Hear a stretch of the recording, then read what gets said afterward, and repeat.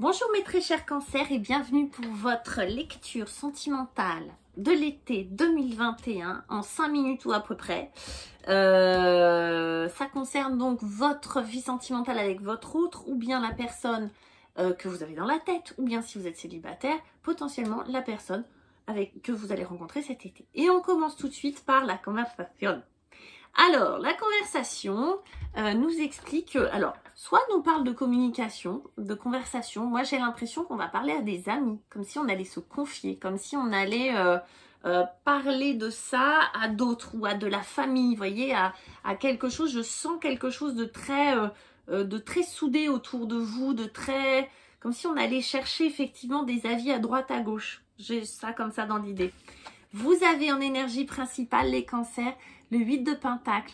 On dirait que vous, ça représente le travail bien fait, le côté précis, le côté comme si vous bossiez sur quelque chose, comme si vous travailliez la relation, comme si vous aviez envie de bien faire. Il y a vraiment l'idée de la patience, du bien faire. Et vous voyez, il y a... En plus, ça vous va bien parce que vous êtes assez sensible et créatif. Et là, on voit qu'elle est en train de faire un tableau comme si vous aviez décidé de travailler votre vie sentimentale, de vous l'approprier concrètement, vraiment, réellement, et d'aller au fond des choses, vraiment de la travailler. L'autre en face de vous, et ça m'étonne pas du coup, parce qu'il a le pendu, l'énergie du pendu, comme si l'autre s'arrêtait un peu, comme si l'autre était un peu moins présent, comme si l'autre avait besoin d'une prise de recul pour voir les choses sous un autre angle, sous une autre perspective. Comme si l'autre se laissait un peu porter, bercer. Vous êtes plutôt dans... Moi, je vais prendre des choses en main. Et l'autre est un petit peu dans... moi, je me laisse aller parce que là, en ce moment, c'est pas le moment pour moi d'actionner. C'est pas le moment pour moi de bouger. D'accord? Donc, l'autre peut être dans une période où il peut être présent sans être présent. Si c'est quelqu'un, ça peut être aussi une situation où vous n'êtes pas avec cette personne-là et vous sentez que cette personne-là, elle fait pas grand-chose là en ce moment, qu'elle n'est pas beaucoup dans l'action, beaucoup dans la communication avec vous, etc.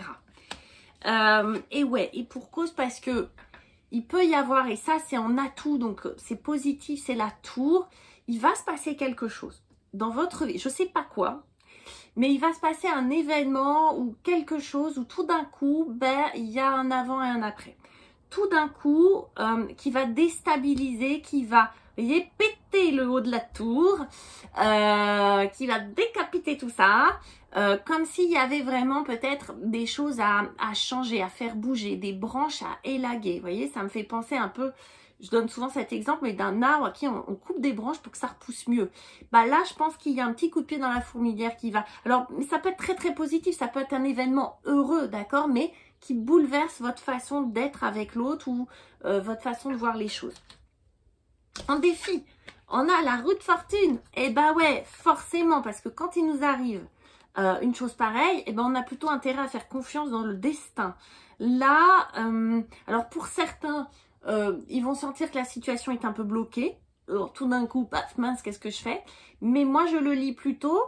Le défi, c'est de faire confiance dans son destin. Faire confiance dans ce qu'on a mis en place juste avant, c'est-à-dire dans tout le travail que vous avez fourni, tout ce que vous avez nourri, tout le boulot que vous avez fait sur vous, on va dire, pour faire confiance dans ce destin. Ayez confiance dans ce qui va se passer. Voilà. Il y a de bonnes choses.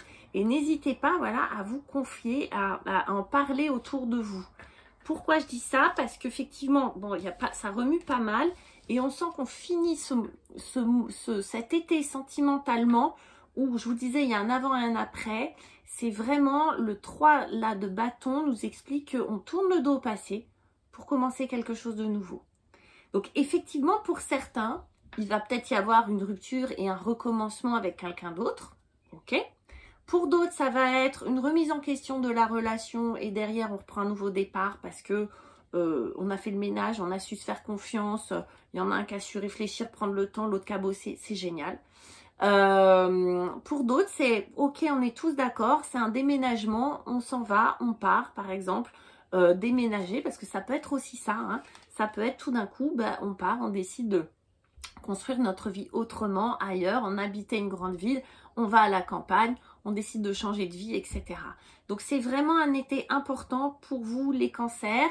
Vous me direz, vous me laisserez vos commentaires. N'hésitez pas à aller voir vos signes lunaires, votre ascendant. En attendant, je vous embrasse. Je vous souhaite un très bel été. N'hésitez pas à liker, à vous abonner, etc., etc. À très bientôt. Ciao.